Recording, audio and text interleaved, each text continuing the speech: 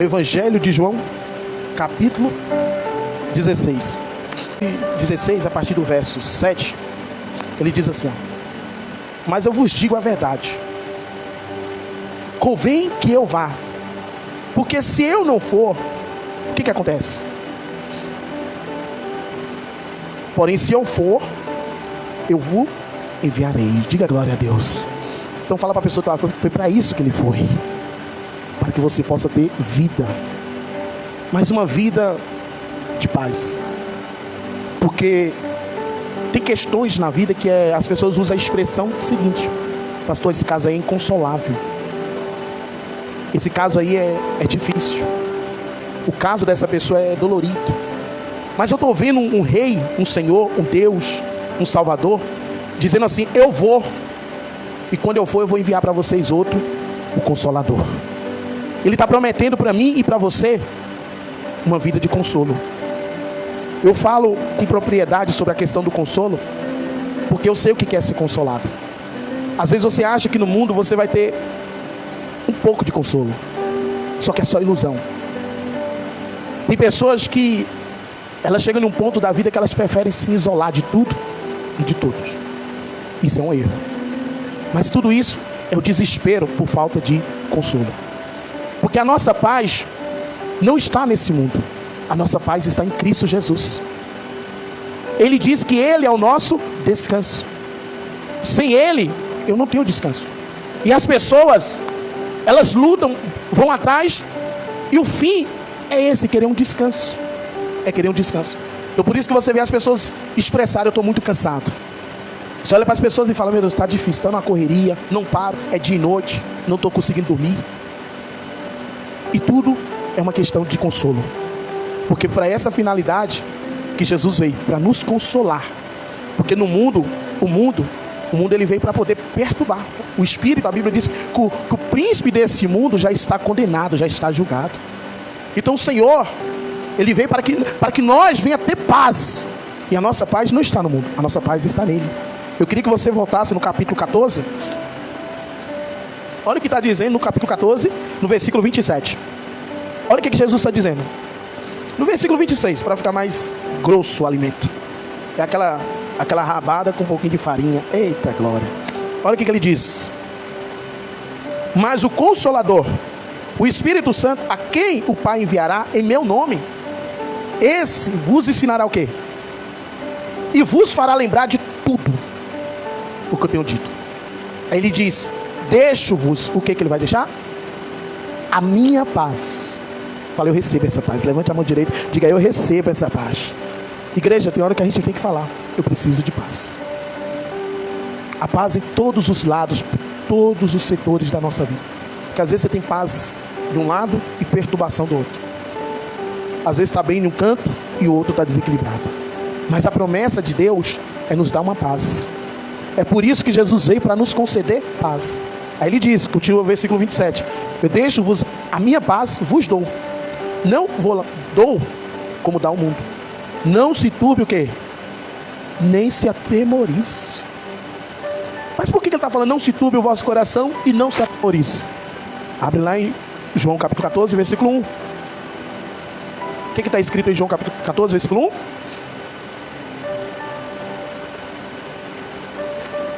Os discípulos, o título, para quem tem um título na Bíblia aí, é Jesus conforta os discípulos.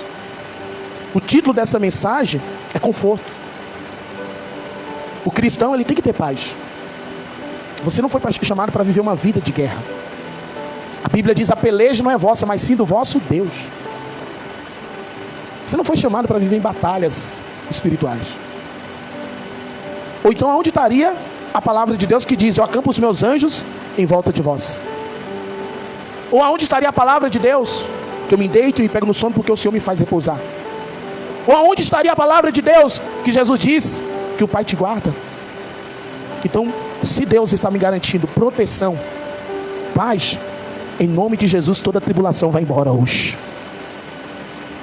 E continuando essa questão de paz do mundo, do Consolador, no capítulo 16, ele diz assim, ó: aleluia, Jesus. Mas eu vos digo a verdade, convém que eu vá, Porque se eu não for, o Consolador não virá para vós outros. Se eu porém não for, se eu porém for, eu vos enviarei. Quando ele vier, convencerá o mundo do pecado, da justiça e do juízo.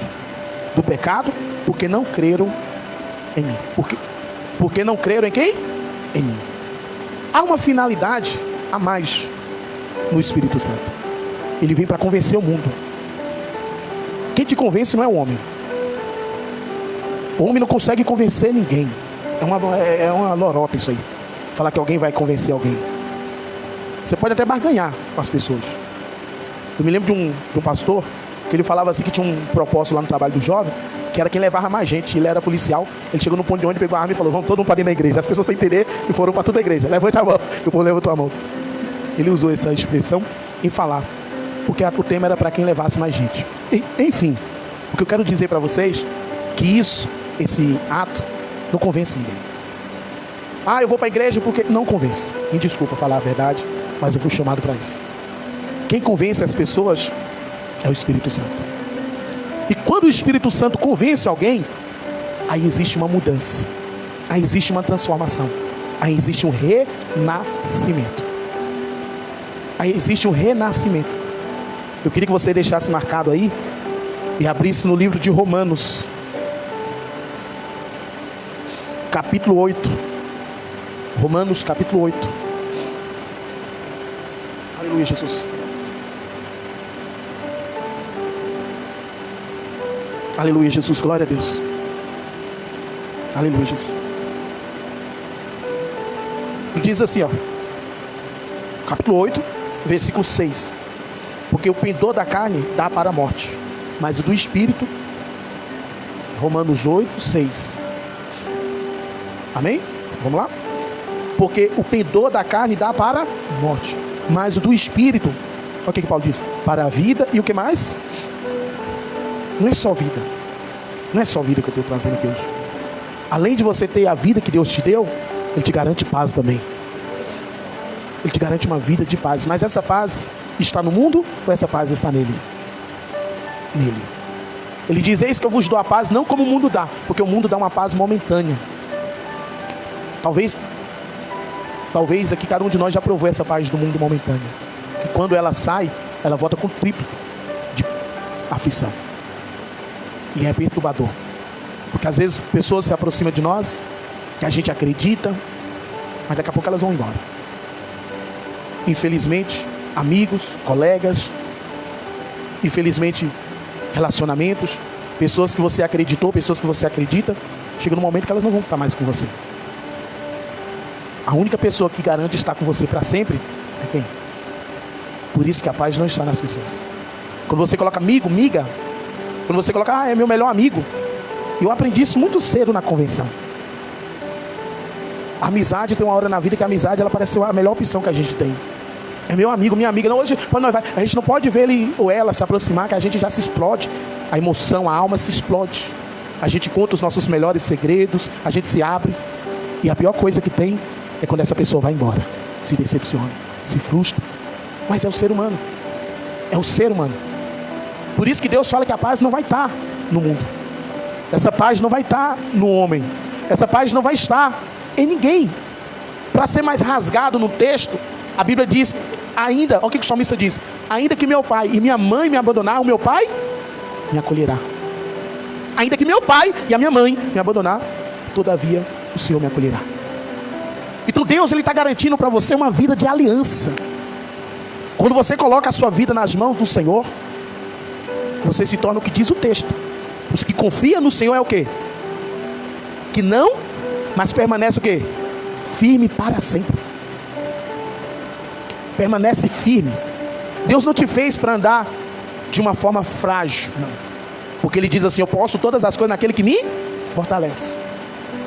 Deus, Ele quer entrar na minha e na tua vida, não é para passar um pano, não. Ele entra para mudar a nossa história. Ele entra para mudar a nossa vida. Só que a questão é: como é que eu posso viver com esse Deus? Como é que eu posso manter essa paz com Deus? Como é que eu posso alcançar essa graça de Deus? Como é que eu posso alcançar essa misericórdia de Deus? O texto também nos revela. Vamos lá? Romanos 8. Glória a Deus. Glória a Deus. Versículo 7. Por isso o pendor da carne é inimizade contra Deus, pois não está sujeita à lei de Deus, nem mesmo pode estar. Repito o versículo 7. Por isso o pendor da carne é inimizade contra Deus. Aí quando você vai ler qual que é as obras da carne, você vê que são coisas que todos conhecem. Tudo que está mencionando lá na obra da carne em Gálatas, capítulo 5, se não me engano, acho que é o versículo 6 em diante, vai dizer que as obras da carne são conhecidas, porque não são ocultas a obra da carne. A obra da carne é iras, é ciúmes, é inveja, é discórdia, é bebedice, é prostituição. Todas essas coisas são coisas conhecidas, mas são coisas que o mundo, se nós não vigiar, o mundo nos leva para isso. O mundo nos leva, o mundo nos conduz para isso. Mas isso aí é o que? É inimizade contra Deus. Então quem está vivendo na carne não pode se aproximar de Deus. Por isso que as nossas ações, as nossas reações, elas têm que estar de acordo com a lei de Deus, com a lei do Espírito de Deus, com a vontade de Deus, para que a gente possa alcançar a graça de Deus. Vamos lá? Versículos 8 e 9. Portanto, os que estão na carne não pode o quê? Agradar a Deus. Vós, porém, não está na carne. O que Paulo está dizendo para a igreja? Vós não está na carne. Não está na carne. Porque uma das finalidades do Espírito Santo é te dar essa graça de você ouvir a palavra de quem? De Deus. Vós, porém, não está na carne, mas no Espírito. Se de fato o Espírito de Deus habita em vós, e se alguém não tem o Espírito de Cristo, esse tal não é dele. Se porém Cristo está em vós, o corpo na verdade está o quê? Por causa do pecado, mas o Espírito é vida por causa da justiça. Diga glória a Deus. Glória a Deus. Em versículo 14, para nós finalizar essa questão. Pois todos os que são guiados pelo Espírito de Deus são filhos de Deus. Todos os que são guiados pelo Espírito são filhos de quem? Pastor, então quer dizer que e quem não é guiado pelo Espírito? Aí é onde está. O texto nos afirma o quê? Que os que são guiados pelo Espírito são filhos de Deus. Por isso a importância de nós ser guiados pelo Espírito. Quem nos dá força para vencer a nossa vontade é o Espírito. Nós acabamos de ler um texto que fala que quando nós estamos em Cristo, o corpo na verdade está morto por causa da justiça. O que é o corpo morto? O corpo morto é um corpo sem desejo, é um corpo sem clima. Porque quando a pessoa está morta, a Bíblia vai dizer que na cova os mortos não te louvam, os mortos não podem manifestar a glória de Deus. Então, quando nós estamos em Cristo, às vezes tem pessoas que falam assim: ah, mas como é que essa pessoa consegue viver uma vida assim? Por causa de Deus, por causa do Espírito. Quando você está no Espírito, o Espírito, até quando você comete um deslize, um pecado, de imediato o Espírito Santo vai te trazer a consciência para você se arrepender e confessar e ser salvo por Jesus. Aleluia, Jesus, aleluia. Por isso, a finalidade do Espírito. Nós vivemos a obra do Pai, vivemos a obra do Filho, e agora nós estamos debaixo da obra do Espírito Santo. Nós temos que aprender a orar em Espírito. Nós temos que aprender a viver em Espírito. Essa é a finalidade da igreja. Amém? Vamos lá? Capítulo 16 de João. Já estou finalizando já essa questão aqui, mas é importante eu focar. Versículo 11 e diante. Do juízo, porque o príncipe deste mundo já está julgado. Tenho ainda muito que vos dizer, mas vós não podeis suportar agora. Quando vier, porém, o Espírito da verdade, ele vos guiará em toda verdade. Porque não fará por si mesmo, mas dirá tudo o que tiver ouvido, e vos anunciará coisas que hão de vir. Ele me glorificará, porque há de receber do que é meu, e eu vos há de anunciar. Tudo quanto o Pai tem é meu. Por isso eu vos disse que há de receber do que é meu, e vos há de anunciar. Um pouco não me vereis, outra vez um pouco me ver-me-eis. Então alguns dos seus discípulos disseram uns aos outros: que vem a ser isso? Um pouco não me vereis, e outra vez um pouco ver-me-eis, e eu vou para o Pai. Versículo 20. Em verdade vos digo, que chorareis e vos lamentareis, e o mundo se alegrará, e vos ficareis tristes, mas a vossa tristeza se converterá em alegria. Diga glória a Deus e pode glorificar o Senhor. Aleluia, Jesus. Aleluia, Jesus. Ah, Senhor. Eu me imagino diante desse fato. Eu imagino os discípulos ouvindo dos escarnecedores: cadê esse Jesus? Ele já não existe mais, ele morreu. A Bíblia diz que eles estavam tristes. Maria Madalena foi uma das primeiras a ir até o túmulo. E Jesus, que ela interpretou como um jardineiro, ela viu e ela falou assim: aonde colocaram o corpo do meu Senhor? E chorava. E alguém olhou para Maria Madalena e perguntou para ela: por que tu procura entre os mortos aquele que está vivo? É uma alegria sobrenatural. É uma alegria imensa quando você tem um encontro com Cristo. Quando a pessoa, ela de fato, ela tem um encontro com Cristo. Porque uma coisa é você estar dentro de uma religião, dentro de uma igreja. Outra coisa é quando você tem um encontro com Cristo. A sua vida é dedicada a Ele. Tudo que você faz é para Ele. Você pensa nele o tempo, Ele vive dentro de você. É uma alegria imensa. Os discípulos ficaram sem entender essa colocação de Jesus, de dizer que eles iam se alegrar. E no versículo 22, ele diz: assim também agora vós tendes tristeza, mas outra vez vos vereis, e o vosso coração se alegrará, e a vossa alegria ninguém o quê? Você está entendendo o que motiva uma pessoa? Irmão, as coisas, quando ela é feita com prazer, com alegria, ela surte efeito. E quando eu falo surte efeito, é o cristianismo. Porque para entender como 12 homens e mais pessoas que entraram nesse barco, e vão levantando mais 70 e mais discípulos, essas pessoas conseguiram suportar, sustentar uma convicção diante de tal tamanha perseguição. Nós estamos falando de uma igreja que o Coliseu virou local de espetáculos contra os cristãos. Imperadores romanos pegaram e zombaram da nossa fé.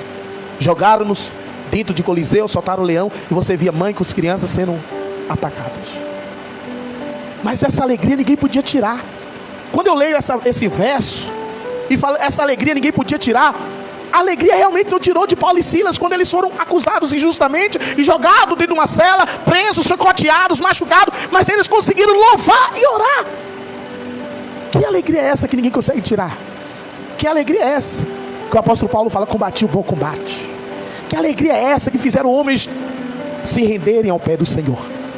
Que alegria é essa que ele olhou para Maria e Marta, preocupada por um lado e para o outro, preocupada em muitas coisas, inquieta, diz o texto que Marta andava inquieta, e ele olha para Maria e fala: ó, Maria está aí parada sem fazer nada, tu não se importa? Jesus fala: não, Marta, deixa Maria, porque ela escolheu a melhor parte.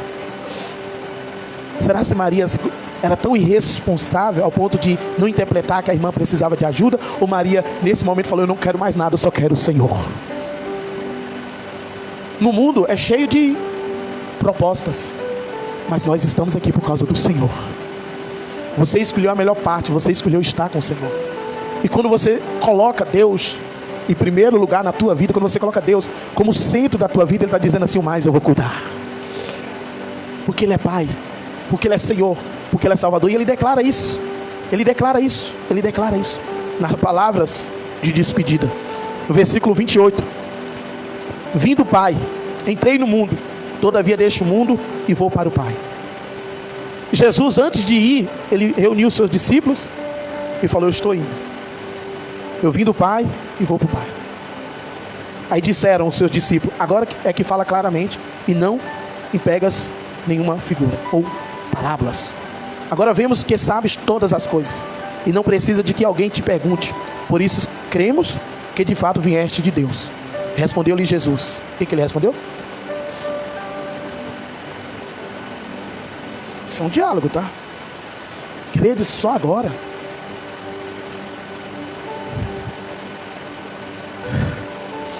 É difícil, mas é real. Jesus, ele foi mal interpretado. Jesus, ele foi abandonado. Jesus, ele foi deixado. Jesus, ele foi uma pessoa que foi machucada. E tudo isso ele suportou. E o mais difícil para ele é chegar no momento de despedida e ouvir os discípulos dizendo para ele: agora cremos. Ele falou: vocês crerem agora? Vocês não creram quando eu andei sobre as águas? Vocês não creram quando eu ressuscitei Lázaro? Vocês não creram quando eu transformei água em vinho? Vocês não creram quando eu ressuscitei a filha de Jairo? Quando eu parei um caixão, um velório da viúva de Naim? Vocês não creram quando eu multipliquei pão e peixe? Por que vocês creram só agora? O ministério de Jesus, alguns estudiosos relatam que é de quase 3 anos. 3 anos. E o que me chama a atenção é que em 3 anos, que a gente parece ser muito tempo, vamos ser sinceros, igreja, às vezes passa rápido. Passa ou não passa? Quando você pensa que não, já passou. Agora imagine em 3 anos Jesus formar a maior potência do mundo, que é o cristianismo. E não foi fácil, porque quando nós vamos ler os textos, abre lá em João capítulo 6, rapidamente, versículo 60. Muitos dos seus discípulos, tendo ouvido tais palavras, disseram: dura este discurso. Quem pode ouvir? Quem é que está ouvindo esse discurso? Quem? Essa é a questão. Porque o discípulo, ele tem uma finalidade no cristianismo, que são aqueles que são testemunhas. Os discípulos são aqueles que estão aprendendo. Os discípulos são aqueles que são escolhidos. Os discípulos são aqueles que são separados. E ser discípulo não é para qualquer um. Então quando ele leva direcionado ao seu discípulo, diz assim: muitos dos seus discípulos, tendo ouvido tais palavras, disseram: duro é este discurso, quem pode ouvir? É o versículo 61. Mas Jesus, sabendo por si mesmo que eles murmuravam a respeito de suas o quê? Palavras, interpelou: isso vos escandaliza? Isso vos escandaliza? Quem será, pois, se vides o Filho do Homem subir para onde primeiro estava? O Espírito é que vivifica, a carne para nada o que? Aproveita. As palavras que eu vos tenho dito são o que? E são vida. Essas palavras que estão sendo lançadas não são palavras carnais, são palavras de Espírito. Essa palavra, ela não agrada a nossa alma, ela agrada o nosso espírito. O nosso espírito que tem que ser alimentado da palavra de Deus. Alimentar o nosso espírito, se encher do espírito, fortalecer o vosso espírito na palavra de quem? De Deus. Aí ele continua dizendo, versículo 64, já estou terminando: contudo, há descrente entre vós, pois Jesus sabia desde o princípio quais eram os que não criam e quem havia de trair. Então Jesus, nada é oculto diante dos olhos de Jesus. Eu e você, nós somos limitados, mas antes de qualquer coisa, Jesus já sabe de tudo. Então Jesus já sabia que Judas ia trair ele. Jesus já sabia quem que eram os crentes da igreja, quem que eram os descrentes no meio da igreja. E não é ele que lança a parábola do joio e do trigo? Porque ele sabe quem é que está na fé e quem é que não está na fé. Ele sabe quem é que recebe a palavra e quem não recebe a palavra. A perseguição, quando nós vamos ler a palavra do nosso Senhor, a perseguição não vem por causa de outra coisa. A perseguição vem por causa da palavra de quem? De Deus. As pessoas te odeiam, as pessoas às vezes não querem contato contigo, porque você às vezes passa a ser uma pessoa que vive tanto a palavra, que acaba incomodando pessoas que não querem viver a palavra. Então viver a palavra não é para qualquer um. Viver a palavra é para quem quer ser filho de Deus. Prosseguir por causa disto, é que vos tenho dito, e ninguém pode vir a mim, se pelo Pai não lhe for concedido. À vista disso, muitos dos seus discípulos o abandonaram e já não andavam com ele. Então perguntou Jesus aos 12, olha a diferença: porventura, queres também vós outro retirar-vos? Respondeu-lhe Simão Pedro: Senhor, para quem iremos? Tu tens o quê? Pedro não está falando tu tem ouro, tu tem prata, tu tem riqueza. Não, o Senhor tem palavra de vida. A igreja tem que saber o que ela quer em Cristo. Você quer um carro novo? Você quer uma casa nova? Você quer o que em Cristo? Porque a Bíblia diz lá no livro de Mateus capítulo 6, é 6? Acho que é 6 mesmo, 50 e pouco: buscar em primeiro o reino de Deus e a tua justiça, e as demais coisas vos serão o quê? Existe em nós algo que vai nos dividir e vai nos colocar diante do Pai. E Ele vai perguntar para mim e para você: o que você quer, filho? O que você quer? Uma vez, Salomão orando, após subir um monte muito alto de Gibeá, a Bíblia diz que Deus apareceu para ele em sonho e perguntou: Salomão, pede-me o que quiseres. Salomão: Senhor, me dá sabedoria e um coração compreensível, para que eu possa conduzir o teu povo. Deus se agradou tanto, a Bíblia diz que Deus se agradou do que Salomão pediu, que Deus falou assim: Salomão, até o que você não me pediu eu vou te dar, porque eu me agradei do que você me pediu. Então nós temos que ter noção, consciência do que nós queremos diante de Deus. O que você quer do Senhor? Você acha que Deus, Ele vai ser seu Deus só por te dar isso que você quer? Ele não quer só te honrar nessa terra. Ele quer viver com você eternamente. Versículo 69, já estou replicando. Nós temos crido e conhecido que tu és o santo de Deus. Replicou Jesus: não vos escolhi em número de 12, contudo há um entre vós, é o diabo. Referia a ele a Judas, filho de Simão Iscariote, porque era quem estava para traí-lo, sendo um dos 12. Diga glória a Deus. Então, irmãos, o ministério de Jesus, ele também sofreu. O ministério de Jesus, ele também foi mal interpretado. O ministério de Jesus, ele também foi abandonado. O ministério de Jesus também sofreu perseguição. E pelo fato de tudo isso, ele não desistiu. Ele perseverou até o fim. E nós vamos ver isso agora. Diga glória a Deus. No versículo 32 do capítulo 16 de João: eis que vem a hora, e já é chegada, em que sereis dispersos, cada um para a sua casa, e me deixará o quê? Só. Quem está falando isso não é o pastor Gilmar, é Jesus. É Jesus que está dizendo. Isso aqui é antes da crucificação. Isso aqui é antes da prisão. Ele está dizendo assim: todos vocês vão ficar dispersos, todos vocês vão fugir, todos vocês vão me abandonar. Versículo 32: eis que vem a hora e já é chegada, em que sereis dispersos, cada um para a sua casa, e me deixará só. Contudo, não estou só, porque o Pai está comigo. Diga glória a Deus. Fala para a pessoa do outro lado, levante a sua mão direita e fala assim: eu não estou só, porque o Pai está comigo. Isso é uma expressão, um voto de fé, de dizer: Deus, o Senhor está comigo. O Senhor está comigo. Por que Sadraque, Mesaque e Abednego não retrocederam relacionado à fornalha de fogo? Por que eles não se renderam à estátua de Nabucodonosor? Porque eles entendiam que Deus estava com eles. Por que Daniel não se retrocederam perante o julgamento do rei de ser jogado na cova dos leões só por ter orado? Mas por que esses homens entraram na fornalha, foram jogados em cova dos leões? Porque eles entendiam que não estavam. Quando você entende que você não está só, você não teme o que há de vir sobre a tua vida. Você sabe que diante de tudo que vier sobre a tua vida, você é mais que vencedor. Ou então não tem sentido a sua fé. Ou então não tem por que você ter fé. Se você não crê que Deus vai reverter o quadro, aonde está a sua fé? A minha fé tem que ser maior do que os meus obstáculos. Quando Josué chegou diante de Jericó, ele olhou para aquelas muralhas e as pessoas diziam: não tem como entrar aí, não tem como, é intrapassável, não tem como passar essas muralhas, não tem como entrar aí. E Josué saiu por um instante e foi falar com Deus. Quando ele foi falar com Deus, apareceu um varão de branco. Josué pergunta: você é dos nossos ou dos nossos inimigos? Ele falou: nem de um nem do outro, eu vim do céu. Tira a sandália dos pés, porque o lugar que tu pisa é o quê? É santo. Deus quer reverência. Deus quer reverência. Deus quer que eu me reverencie perante Ele. Deus quer de mim um coração completo. Ele quer de mim uma entrega total. Ele quer me tomar em teus braços. E quando eu entendo que Deus está no controle da minha vida, Ele vai fazer o que Ele fez na vida desses heróis. Ele vai entrar na minha vida e vai dizer: filho, quem vai te dar vitória sou eu. Quem vai te honrar sou eu. Versículo 33: essas coisas eu vos tenho dito, para que tenha paz aonde? No mundo. Mas tem de quê? Eu venci o mundo. Aleluia, aleluia, aleluia. Glória, glória, glória, glória, glória, glória, glória, glória, glória. Em mim tenha paz. A minha paz não está no que o mundo me proporciona. Eu conheci pessoas na minha jornada que tinham formação, concluíam faculdades, enfim, e elas não entendiam por que não tinha resultado.